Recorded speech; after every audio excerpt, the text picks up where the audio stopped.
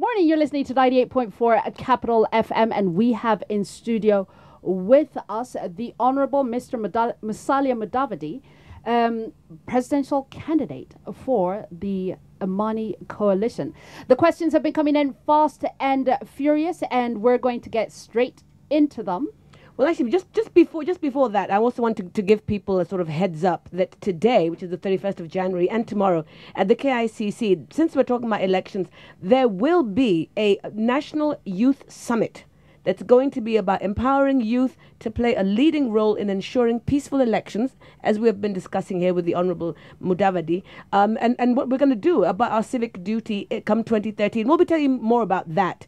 The whole theme is Taifa Langu, Jukumu Langu, which is my country, my responsibility. And we'll be talking about that after we release the Honourable Mudavadi, who we have held captive. And who has been a very, very gracious and generous captive. It's been wonderful having you. Thank you. You can say that again. Now, getting straight to some of the questions that are being asked off of the various social media.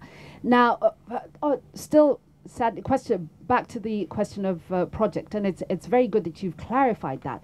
But also a concern, are we beginning to see a group of politicians who are almost creating some kind of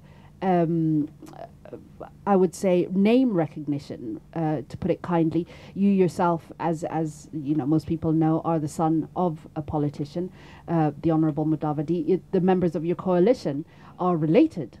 Gideon Moi, of course, the son of the ex-president, and Eugene Wamalwa himself, one of the political dynasties. Are we beginning to see dynasties in Kenya, political dynasties in Kenya? No, I don't think you will see political dynasties in Kenya, so to speak, because it's really everybody has got a right to offer themselves. Perhaps you might say that once in a while there could be a head start in terms of name recognition because of your parental lineage. Mm-hmm. But this should not be seen as the entrenchment of political dynasties. We are all interested. We have participated in elections, and previously I've lost an election. My father contested, he lost some elections. Eugene Wamalwa lost some elections, so did Gideon Moi. So the voters still have the right to make a decision.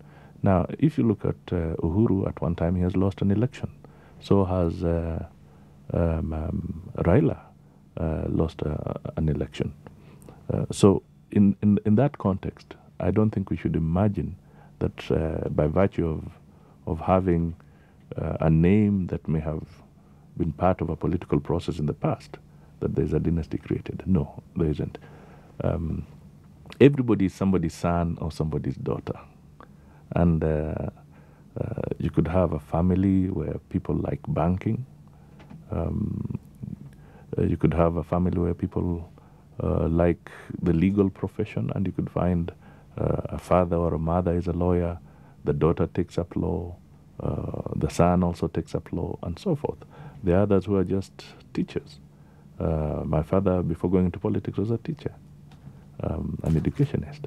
And there are people who just want to be that, or in medicine. So let's look at politics in that context. Mm-hmm. But our constitution clearly does not talk of dynasties at all. Mm-hmm. Yeah. Looking forward, should you win this presidency, what can we expect from your government in the first 100 days in office? What specifically can Kenyans hold you accountable for? I think the first thing that I'll focus on in the first 100 years, apart from forming government, and I would like Kenyans to appreciate this.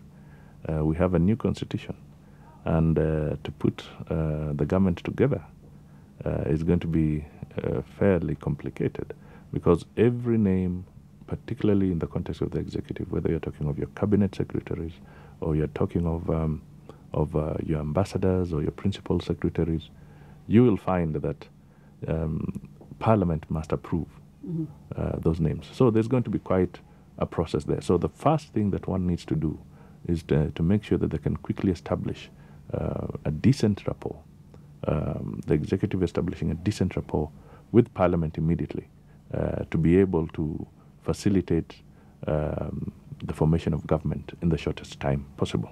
So that is one critical issue that we must prepare ourselves for as Kenyan people. The second thing, which was part of my initial remarks, is that I will also have to embark on a process of telling the Kenyan people that it's now time to move forward. We've just cleared the election.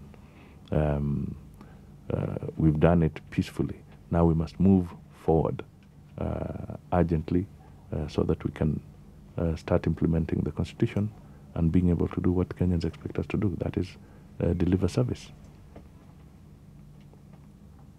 Well, we've got loads and loads and loads more, but our guest has been so very gracious. Thank you so much for coming in. One last question, and very important, especially in these times. In the event that you are not voted in as the president, will you concede and accept defeat? If you engage in a democratic process, you must be prepared that there could be a winner and there could be a loser. If we want Kenya to be peaceful, we must be prepared to say that if Kenyans have made their choice, let us respect that choice. Key to this is that we must, at the very beginning, preach that message as politicians.